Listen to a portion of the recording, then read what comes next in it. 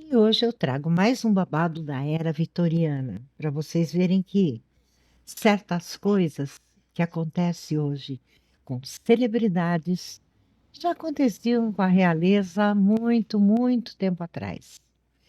E esse personagem é um dos filhos da Rainha Vitória.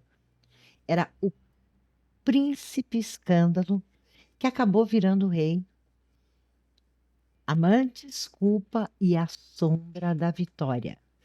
É o que você vai ver logo depois da vinheta.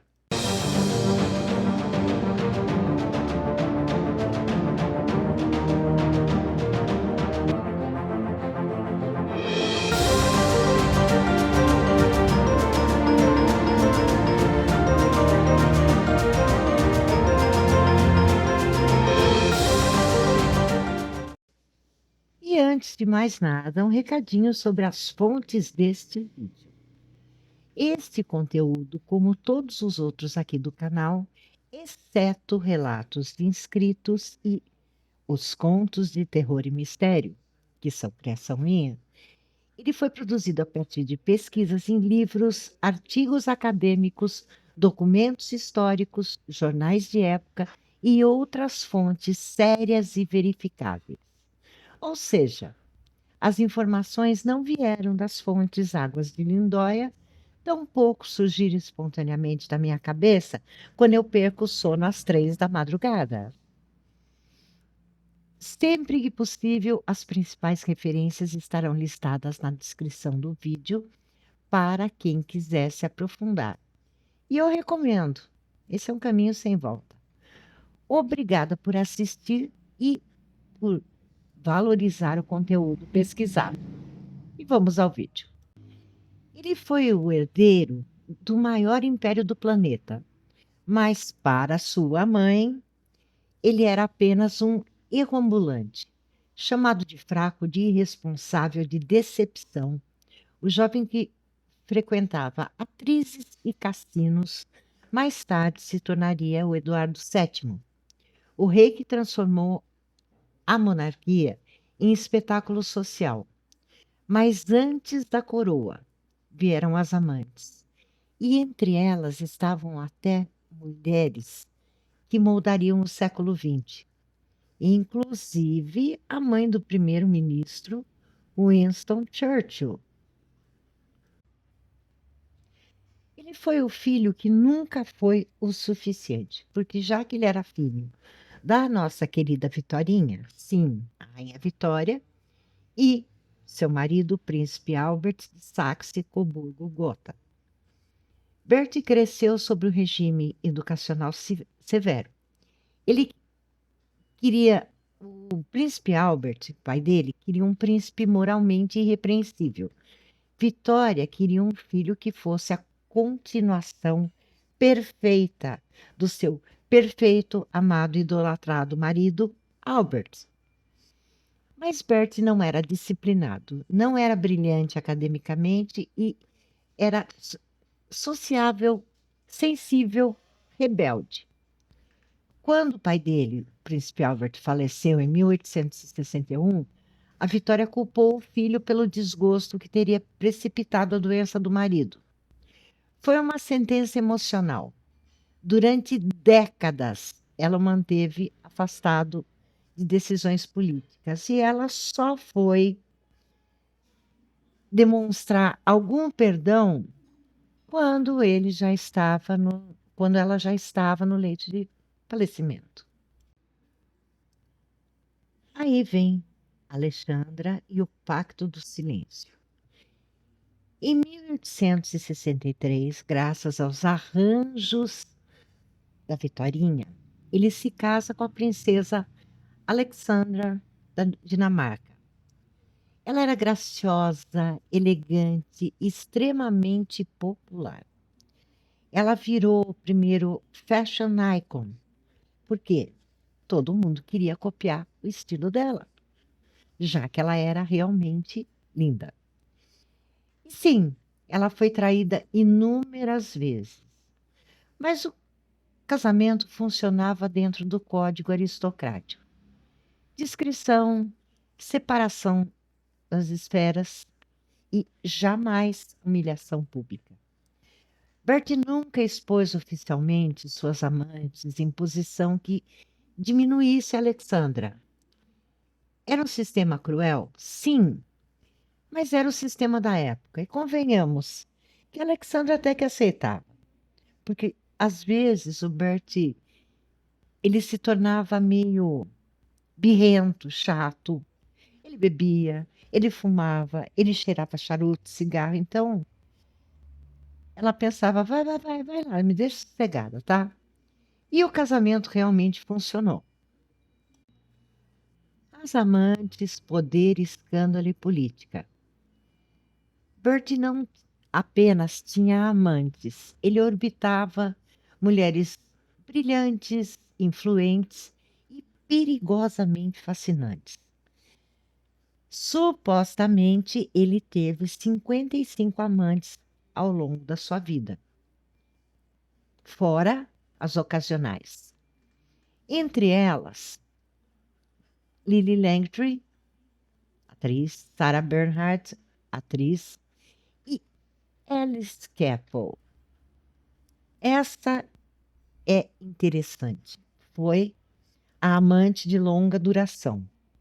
O caso entre eles durou muito tempo e quando o Bert faleceu, porque ela tinha livre acesso à corte, às festas, a tudo. Mas quando o Bert faleceu, a Alexandra chegou e falou: agora chega, já deu, some, vaza, expulsando ela do palácio. Mas quem era Alice Keppel? Nada mais, nada menos que a bisavó da Camilla Parker Bowles, atual rainha consorte do Reino Unido, a esposa do rei Charles. O que cria um eco curioso na história da monarquia britânica. Reza a lenda, supostamente, não é fato comprovado, mas que a Camila, quando oficializou o casamento com o Charles, ela teria dito, não foi provado se foi para ele, irmão do Charles, ou se foi para a própria Rainha Elizabeth. Eu consegui o que a minha bisavó não conseguiu. É isso. Mas isso não é tudo. E agora nós chegamos num ponto delicado. Lady Jane, ou Jeannie Churchill, sim, a mãe do futuro primeiro-ministro da Inglaterra. Uma das mulheres que circulavam nesse ambiente era Jeannie Churchill, nascida Jeannie Jerome. Linda, ela era estadunidense, espirituosa e absolutamente moderna para sua época. Há especulações históricas sobre a proximidade dela com Bertie. Alguns chegam a sugerir um envolvimento. Provas definitivas? Não. Rumores? Muitos. O mais interessante é que ela fazia parte do mesmo círculo íntimo, onde política, sexo e poder se misturavam sem pudor. E ali crescia um menino chamado Winston. O mundo é pequeno, quando a aristocracia resolve brincar de salão. E eis que agora surge Daisy, a princesa rebelde. E então temos Daisy Greville, a famosa Daisy Condessa de Warwick, para quem foi criada aquela música Daisy, Daisy. Ela foi uma das amantes mais conhecidas de Bertie. Bela, rica, carismática e ousada. Daisy não era apenas decorativa. Ela se envolveu em política, em causas sociais e até simpatizou com ideias socialistas mais tarde, o que era quase heresia para a elite da época. O caso com Bertie durou anos e ela tinha influência real nos bastidores. Era amante? Sim, mas também era peça estratégica na rede social do príncipe. muito antes das nossas redes como Facebook e Instagram. Bert frequentava Monte Carlo, clubes privados, jantares exuberantes. Ele não era apenas libertino, ele era um diplomata informal. Seus círculos sociais incluíam aristocratas franceses, alemães, russos.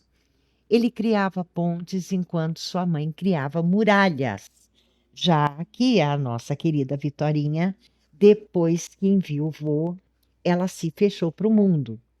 E o Bert fez esse trabalho de vamos abrir as portas.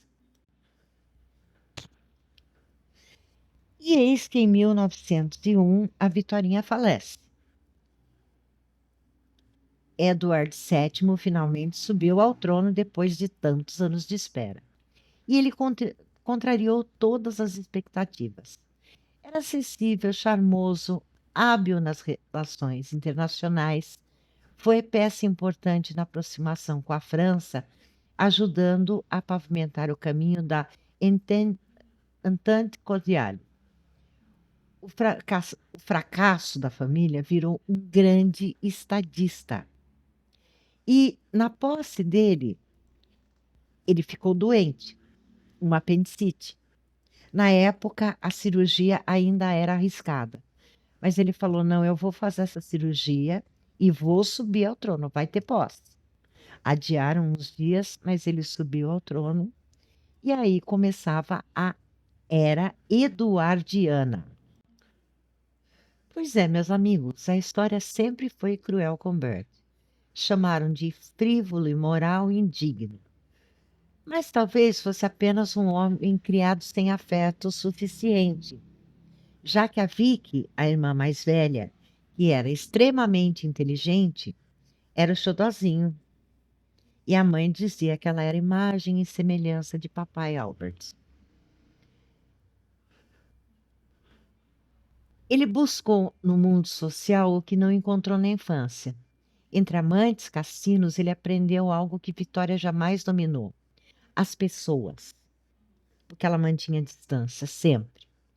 E ele aprendeu que, às vezes, governar não é ser o mais virtuoso, mas ser o mais humano. E nisso ele conseguiu muito bem. Então, meus amores, eu acho que esse vídeo é dedicado a todas as ovelhas tortas das famílias, aquelas que sempre ouvem: ah, isso não é para você, você não vai dar certo, você não vai dar nada na vida. Porque às vezes todo mundo tem uma qualidade que nos leva pelos melhores caminhos, nos leva longe através de grandes coisas. Então nunca se esqueça disso cada vez que alguém chegar e disser para você: você não pode, você não vai conseguir. Diga para você mesmo: ah, é, me aguarde. Bom, esse foi o vídeo de hoje. Eu espero que todos vocês fiquem bem, se cuidem. E, como a tia Sil sempre pede, não se esqueçam de deixar o like. Beijinhos e até o nosso próximo vídeo.